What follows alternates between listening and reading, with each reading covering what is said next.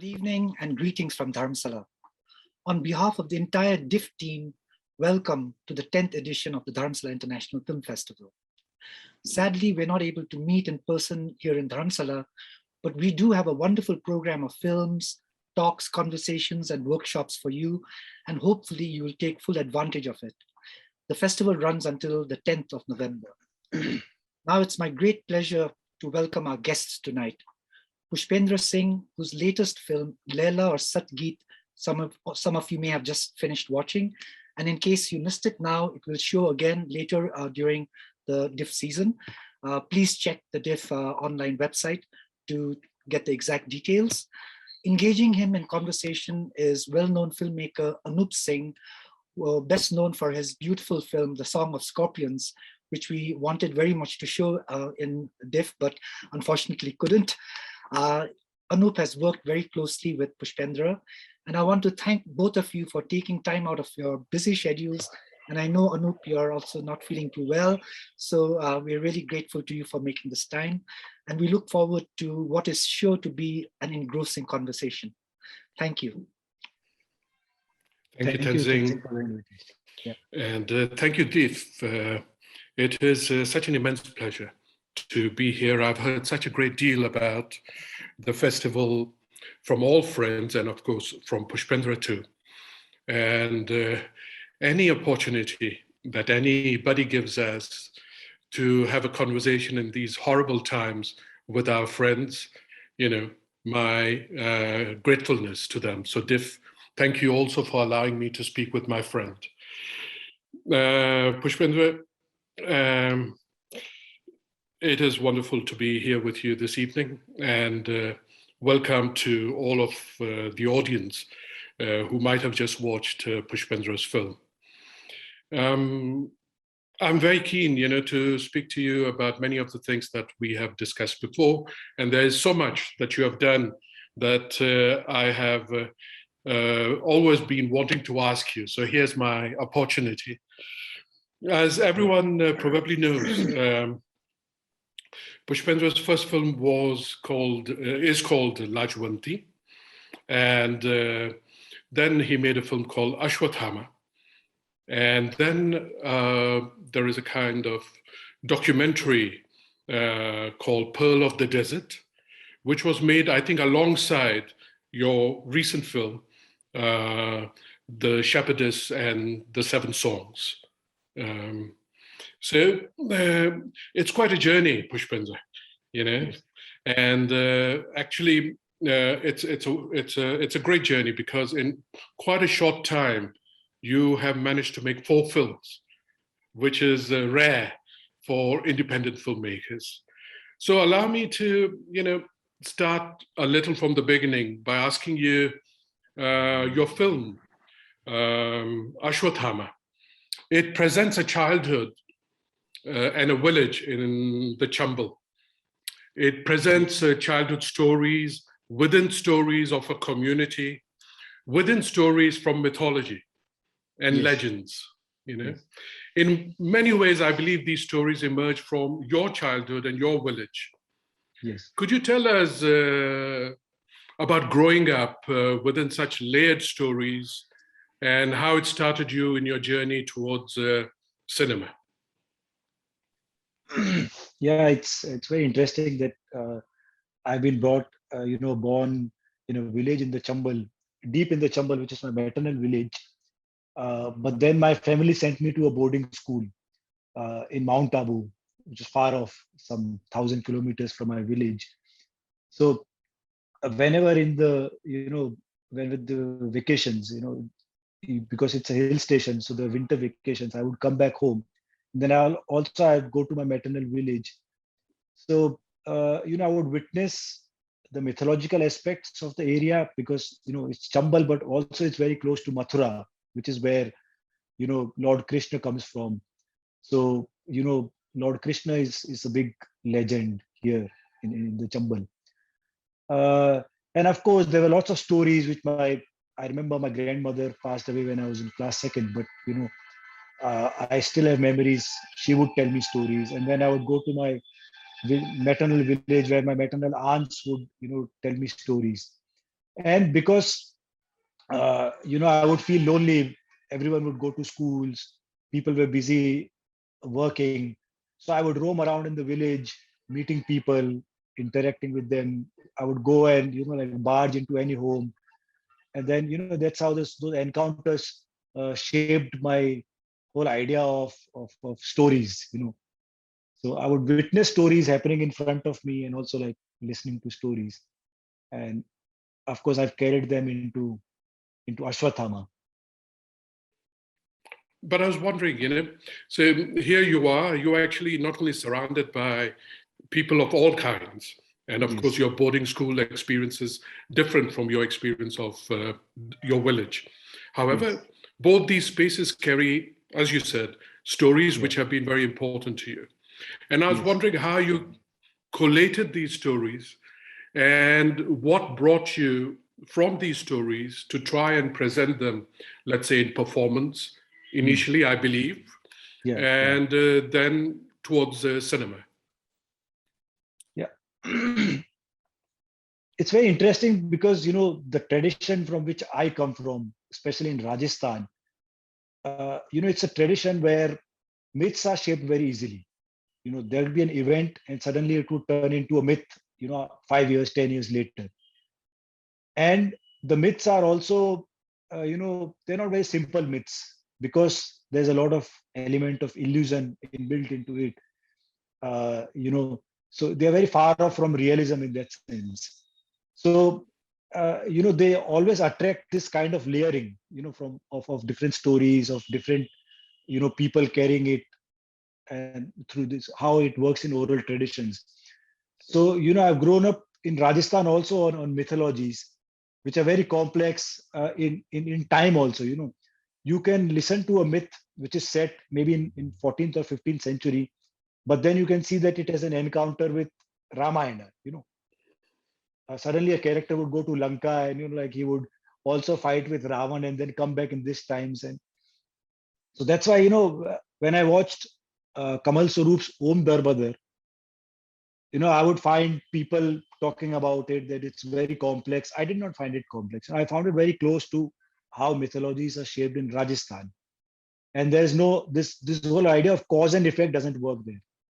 So, of course, when I was in the boarding school, I grew up on Bollywood. That was my fodder. But then when I came to FTI, that, it shaped me, the kind of cinema I watched there. But then I was attracted to a different kind of cinema in FTI where I could relate to similar kind of stories, similar kind of cinema, which was there. And that's why, it came very naturally for me in Ashwathama. I wrote the script in 5 days. I just was, this whole idea, there were lots of ideas which are coming through. And then when I connected the dots, then I started sitting. I was teaching at FTI. I would come in the night and I would sit for 3-4 hours, write every night. And then within a week, I had completed the script. And that was the script. I did not change a single thing. And I went and I shot. And yeah, so I think it all came very naturally to me from the landscape which I've grown up in. Pushpendra, if I'm not wrong, you came to the FTI to train as an actor. And in fact, you graduated as in the Department of Acting. Of course, then later at FTI, you also taught acting. Yes. But could you tell us a little about,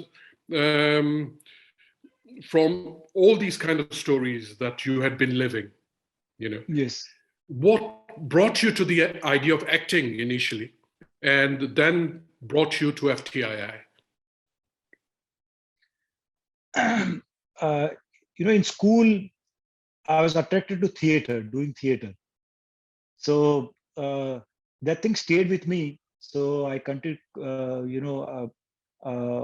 I continued with my professional education because my parents wanted me to do that. So I did my BBA and then my Masters of Tourism Management, and then I was working.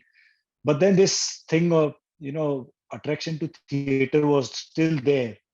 So then I started working with Barry John, and there, Barry was very influential in shaping my whole idea about not only theater, but different art forms and also cinema. And then, of course, FTI became the natural progression where I wanted to go and learn acting. But also, it was very clear to me when I was working with Barry, because Barry allowed us to also try direction. And, because he was working at that time when we were working with him on the idea of improvisation a lot. And then we would work in small groups, direct. And that stayed with me. And then at FTI, when I went, there was a common course. So it's an integrated program where before going into specialization, we had to learn all aspects of filmmaking. So that's why I was very attracted to FTI. I thought maybe because I wanted to learn this craft of acting. And then also I was attracted to cinema. And I thought this course gives me that, satisfaction that I can, learn all these aspects of cinema.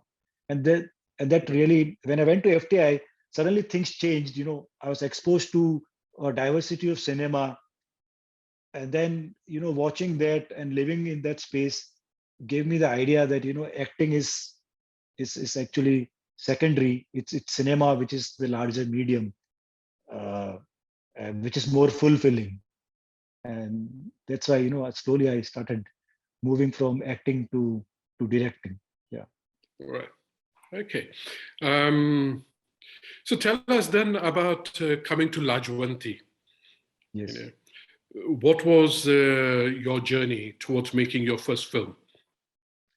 Yeah, Lajwanti came because in Bombay, after graduating, I was in Bombay and I wanted to do something, so I thought maybe of doing theater, but then getting friends together to work was difficult because everyone was working.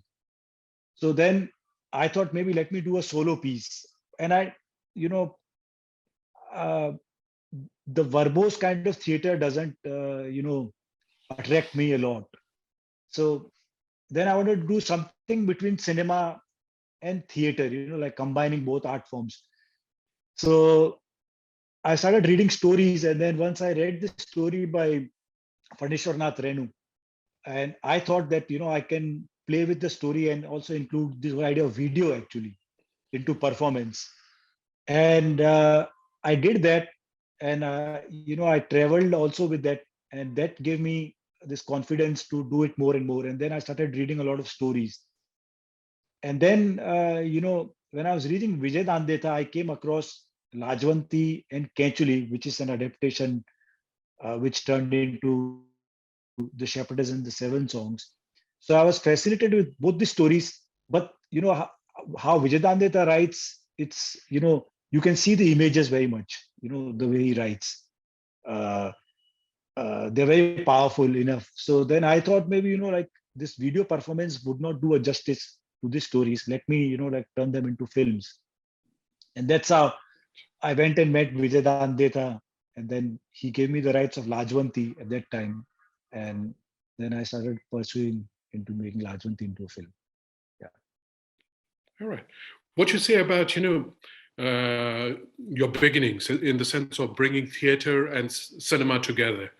I find that very interesting because for me, your film Lajwanti stands out from much of the contemporary films at the time when you made it for its challenge to the realism that much of alternative cinema seems to be caught up in now. This film, and in fact your following films, have all created their own world.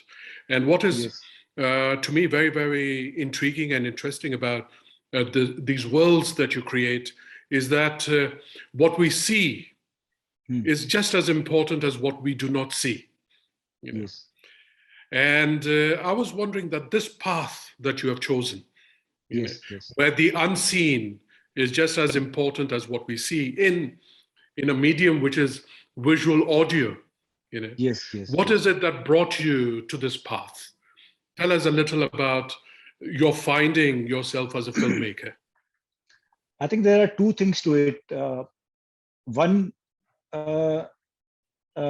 is this, when I started reading Vijay Dandeta, he used to do this a lot. He would collect folk tales and then just turn them around and give them a feminist color or a Marxist color to all those stories. Uh, so when I was making Lajwanti, I thought maybe, it's a Vijayadantita story, but like I have to move forward and give it a color which which gives it which makes it more cinematic in that sense. So that led me to finding different spaces, and then because you know uh, I was dealing with this whole idea of cinema, the whole idea of time and space became more important, and then the whole journey of finding the right space for the film became very important for me. And then I traveled almost the whole of Rajasthan just to find the right well, which would make it more cinematic. And that's when I discovered Jaisalmer, the whole villages, and I started uh, observing those spaces. It really changed my whole view, because what I was seeing was the light was very dynamic in those spaces, the way it changed. Uh, the landscape was very sparse, but then the play with the light and the landscape, it made it very interesting. And then when I saw all these figures of women walking through the spaces, men walking through the spaces, and this kind of colors glittering in those spaces, I knew that I have to make my film here, because it makes it's so cinematic. And then I realized that realism wouldn't do justice, in this kind of spaces. Yeah, because I have to capture this whole idea of what I'm seeing in front of my eyes. And then also, what helped me was because in those spaces, this sparse resources and lack of money, I could not hire actors. So only Sangamitra Hiteshi, who plays Lajwanti, was the only actress. Others are like local performers who come to those tourist resorts which are there. So I hired them, and they refused to speak dialogues. So that really opened up my whole, imagination. And then I knew that like I have to find a way out of this. So uh, you know as once I was reading about, I think Kiarostami, he says that it's this cinema of constraints which they are working with. So and then I thought, yes, it's the cinema of constraints which I also have to work with and find a way around it. And also the beauty of you know of using the unseen, or of presenting the unseen, makes the image more dynamic, I feel. Because it's what is seen is always there in front of our eyes, but including the unseen makes the image also more dynamic. So yeah, so that play became more interesting, and I really enjoyed shooting. Yeah, and then also uh, the whole process of completing the film. Yeah. Indeed, in this film, other than, let's say, the storytelling, Yes. what is also foregrounded is Yes. that are certain questions about cinema also. For Yes. example, how do we see? What, Yes. who is being framed? Yes. How do we frame? And this framing, what is it that it shows us, and what is it that it hides? And Yes. how can we come to the hidden? How do the different parts of the hidden and the seen interact? Yes. Yes. And of course, this is what cinema is all about, because cinema in many ways is teaching us again to see, and to see what usually we see only habitually, and to break out of our habits and to see more. This, I would like to ask a little more about Lajwanti. Yes. In many ways, Lajwanti is about what are our responsibilities to our society and culture, and the responsibility to ourselves. In effect, your film suggests that not only by overcoming all the limits, all that limits us, by overcoming all that limits us, we are true to our society and culture. Because it's only when we are celebrating what a society or culture should be not what it is, but should be. At its core, why a society or culture really comes together. So in terms of what it should be, that is that it is meant, our society, our culture basically is meant to be open and generous to each individual's growth, And I think for your cinema, this is perhaps the primal question, What is it that our society, our culture does to us? Why does it limit us?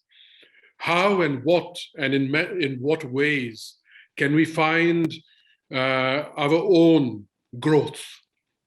Exactly. So if this journey starts, let's say, with Lajwanti and continues into the Shepherdess and the Seven Songs, tell me a little about your being able to bring really a very critical politics into your storytelling. Why is that so important to you? It becomes very, very important because the kind of space where I come from, it's really a struggle, because right now also I'm in my village, and as the world is going through tragedies, like even I'm facing that. And I thought maybe over a period of time things would have changed, but what I realized when I'm staying here, it's as if we are getting more and more backward. Things are not changing, they're not moving forward, but they're moving backward. And I thought technology would help, but with technology, the reach of propaganda, I've realized, is it's even more stronger, and then it becomes really a challenge. So also, I've grown up in such settings, and it's still prevalent. I've seen my mother, ghungat always, and it was a patriarchal setup which has only grown stronger, which I realize here. But luckily I was educated outside, and then and then I started doing theater with Barry, and then I went to FTI. That really shaped and helped me uncondition. So when I started making films, it was always there in my mind that I would go and make films from the kind of spaces where I've grown up. But then I would highlight the culture and the politics of those spaces. But then, as you said, but my whole idea is to celebrate what should be, what is not, what is prevalent in the spaces there. So of course that's there, and I've tried to bring them in all my films. And also as a being, I'm very politically aware and very politically conscious. What's going on in the country, what's going on in the world, and I want to respond. I want to bring that into my films also, into my art, and I try to do that in my films also. Not outrightly, in a propagandic way, but using cinema as a tool, to also use aesthetics and storytelling and other aspects also to do that. Yeah, absolutely. With the Shepherdess and the Seven Songs, for example, Lajwanti ends with the man and the woman leaving. Yes. Excuse me, I have a bit of a cough. Excuse me for that. With the Shepherdess and the Seven Songs, we see that the answer might not simply be to leave, because many a times this leaving is encouraged by people who want your land, people who want your woman, people who want not to be questioned, So the answer might not be simply to leave, but with the kind of character that you have in this particular film, it is perhaps to make one's own world, to be resistant, to be cunning, to be resourceful, and more militant, to make our life within a society and culture that might seek to exploit us. So here there is a kind of difference, let's say, from Lajwanti, where there is a leaving, and the leaving has its own reasons, which we'll come to later. And here, before she leaves, she fights. And there is a kind of strength, a cunningness, a resourcefulness that she brings to the world that seeks to exploit her. Could you tell us a little about this development? Do you see this development in your own movement from Lajwanti to the Shepherdess and the Seven Songs? Yeah, it was always there. When I, initially the first idea was that, I wanted to make both of the stories as one film. So it's Lajwanti ends and then this film begins. But then it was supposed to be set in Rajasthan. But I did not get the rights at that time of Kenchuli. So it gave me a break. And I think it was, a lucky break, because it gave me time to reflect also upon the politics of the country, what's happening in the country. And especially post 2014, suddenly things changed a lot, and the way things were rapidly changing in the country. So I came back to this story. And of course, I was reading a lot about Kashmir, what's happening there. And I thought maybe, I can bring all those ideas more powerfully if I adapt and set it into Kashmir. And because then this, the whole structures of feudalism become more contemporary and more ruthless. And the protagonist, the female protagonist then has to, resist and fight more. And so her struggle also becomes more powerful, which we see, in Kashmir, what's happening in Kashmir. So, yeah. So here, we have a woman who decides to take on the powers that be, and in many ways she overcomes them. All right. But then there is something in her own personal life, her relationship with her husband, for example, which makes her rethink as to how she wants to live her life. And here, I think we need to speak about this quality, for lack of a better word, let's call it a spirituality, that emerges in all your films. There is this sense of something that is a little beyond, and I know that this something a little beyond is not a simple transcendence, but there is given the kind of filmmaker that you are and what you're suggesting in your films, there is a certain politics involved in what this movement is. So the movement in The Shepherdess and the Seven Songs, when the woman decides to give up, her earrings, her dress, and walk naked into nature, what is she saying actually? I don't mean that you explain the film to us, I just mean that in terms of a kind of path that you're building for yourself, how do you see this journey?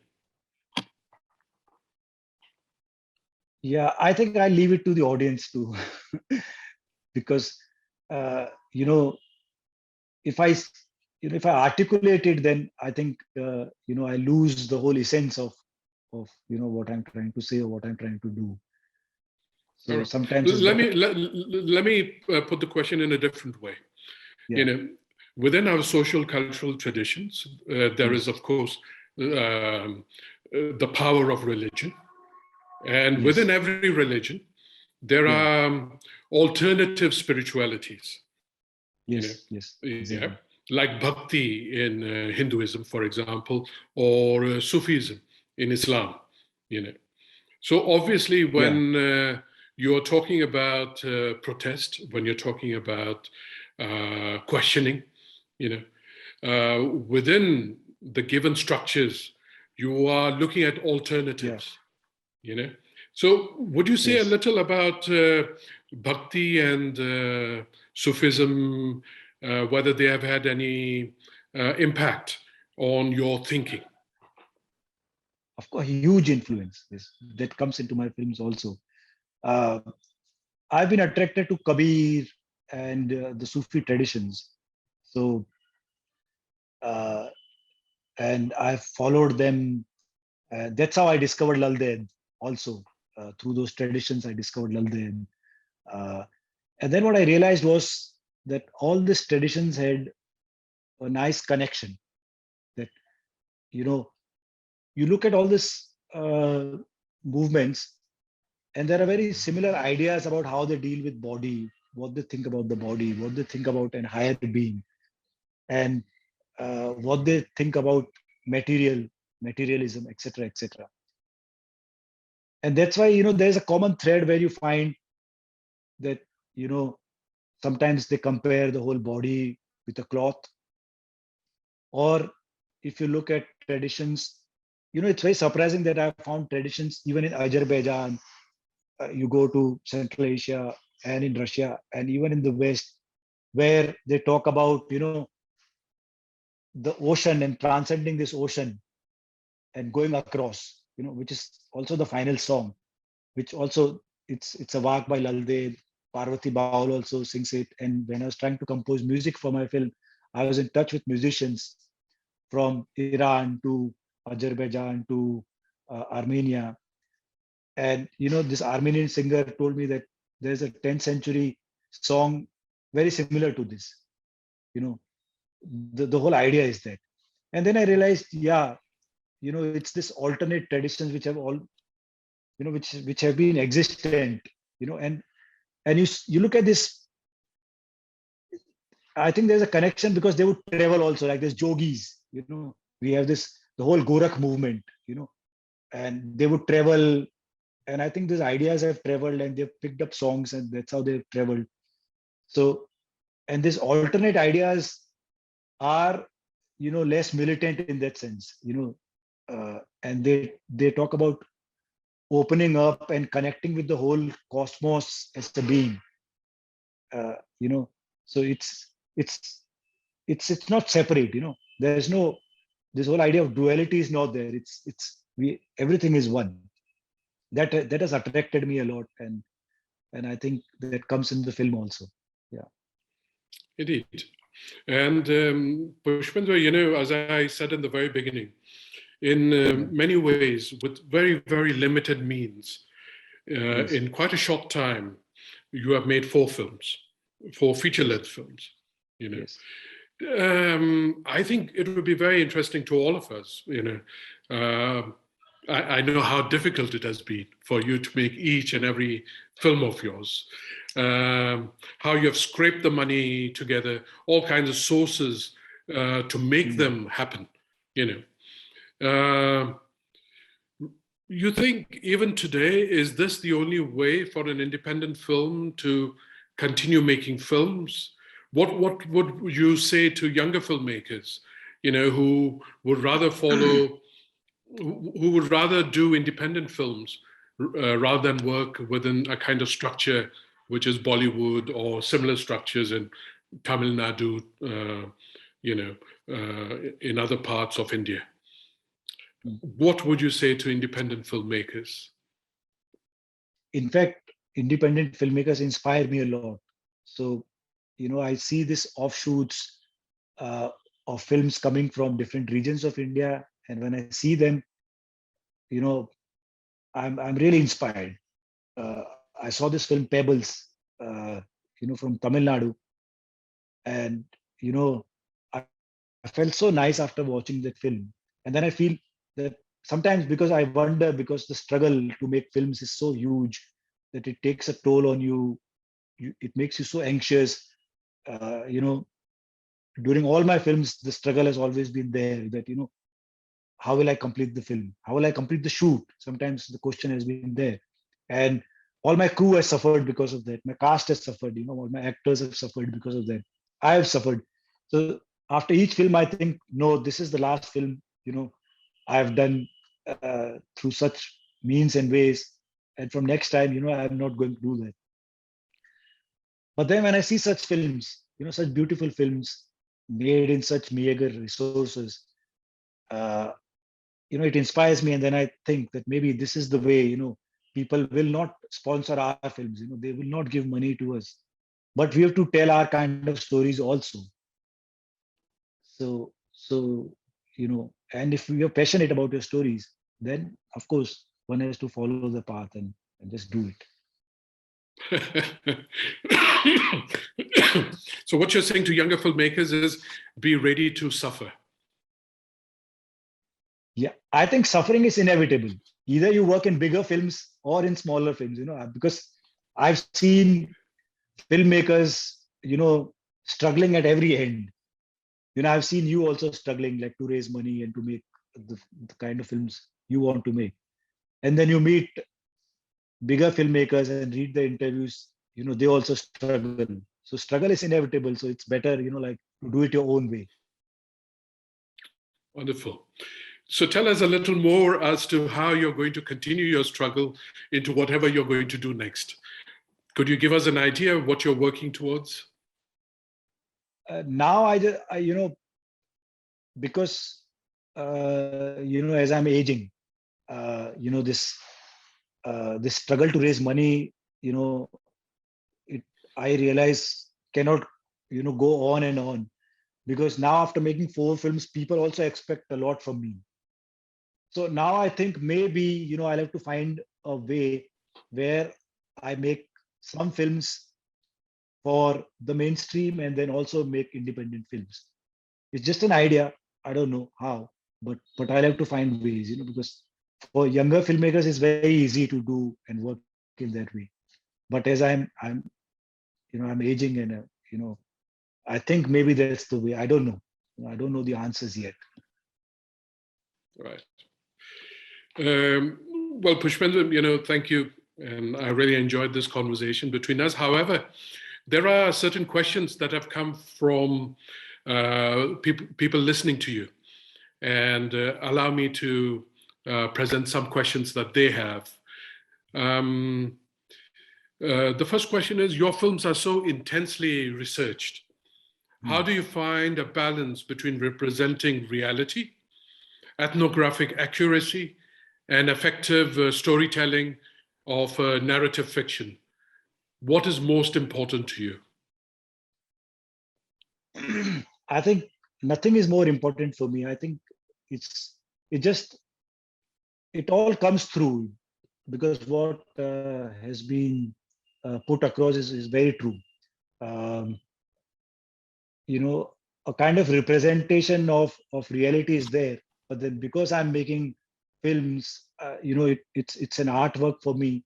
So I also want to go through the presentational way where, I can take the liberty to present things in my own way, and also to challenge certain ideas, because sometimes what reality does is it doesn't depict the right picture. Yeah, there are a lot of things which are hidden. So the whole idea, the whole challenge as an artist is to bring them in the foreground. So to do that, and I think one finds their own ways, by working, and the nice thing about cinema is that there are different stages, that you do your research and then you write the script and then you shoot, and then of course you edit and then you do the sound. So there are a lot of places where you can play around with all those things. And yeah. You're absolutely right. We live in an age where a majority point of view seeks to dominate, Yes. And the idea of any art, of any kind of art, whether it's folk or any other, is to celebrate the individual point of view. This individual point of view, of course, is made up of 100,000 other points of view. But these other points of views are given a direction by an individual. And this respect for the individual, which is what the artist is seeking to bring to our world, is of great importance, because I think in our time, we are forgetting that we are each and every one of us individuals. And what it means to live life is to communicate our individuality with each other. You know, that is the beauty of life. If we just start speaking idioms and slogans that we all agree with, then we are not speaking to each other at all. Exactly. So indeed, your films, there is a kind of unique point of view, which I think makes them very, very important to all of us. There is another question. This is talking about the shepherdess. Sorry. Your latest film is centered around a strong woman protagonist. How did you go about building this character? Her monologue describing her inner world are maybe only 3-4 in the whole film. Is there a particular reason for it? Also, the choice of magic realism in only fleeting moments?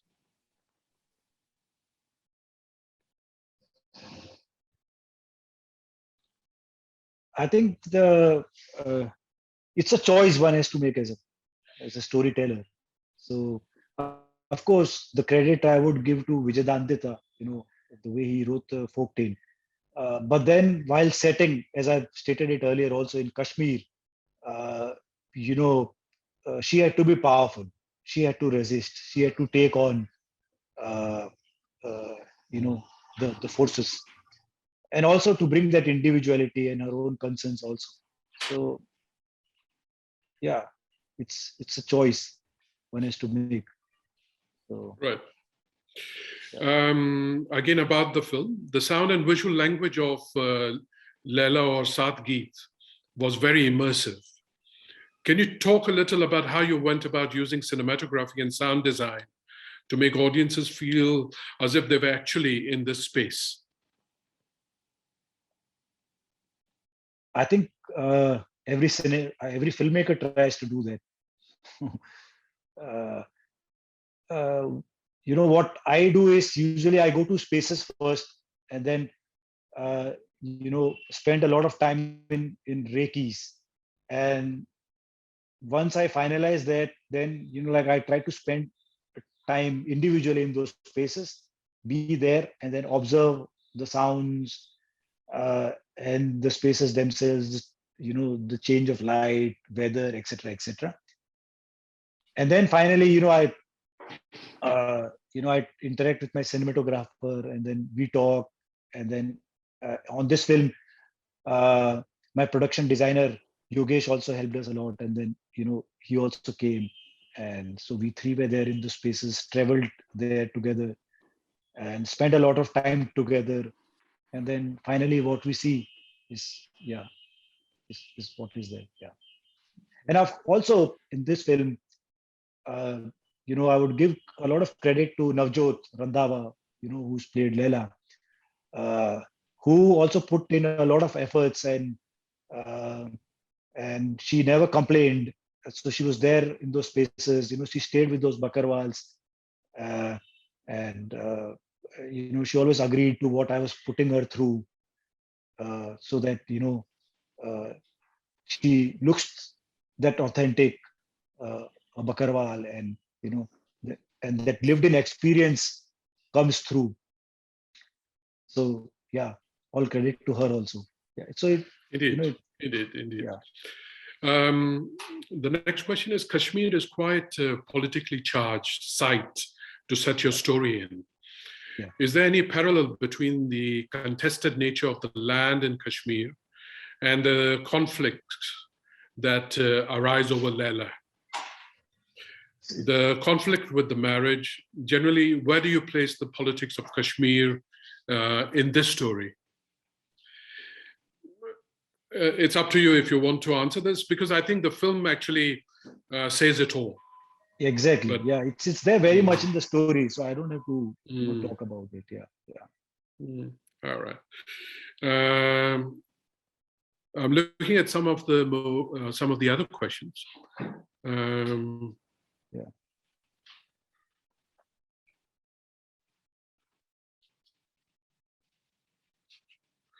Do you find it more important to convey emotion in your film or via the script? This is a strange question, but sometimes I've found in my own work, the less controlled, the more creative and useful and interesting the process. However, that creative point of view often compromises the end product. Do you find with your films, the process or product conveys more closely your idea?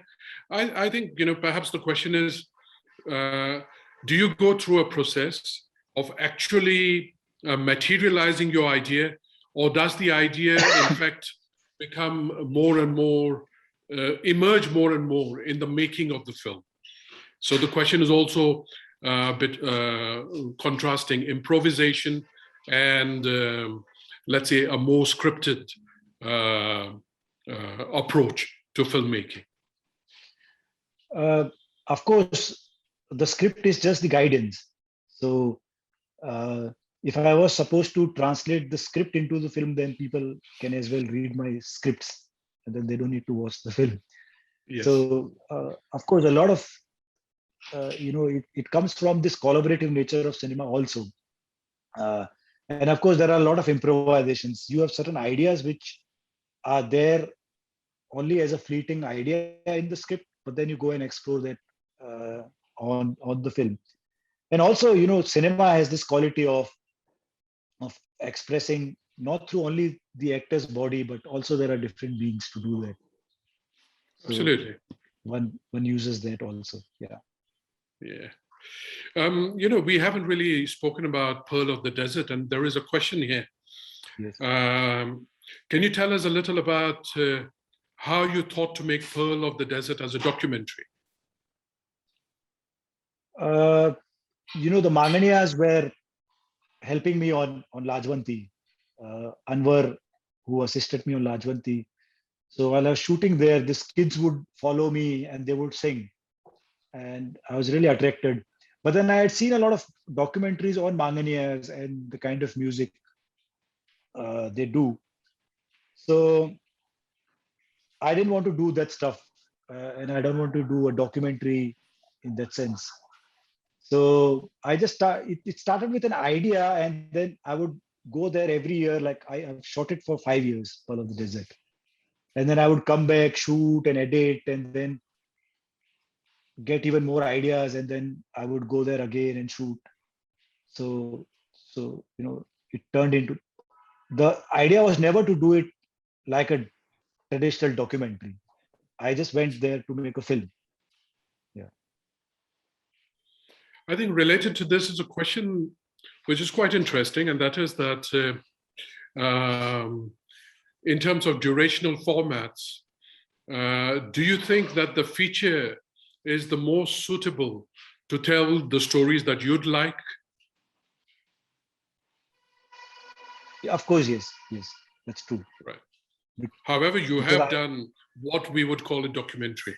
So, in fact, depending on the space, the people, the subject, you have possibilities, and you have shown us these possibilities that you can move from feature to something else.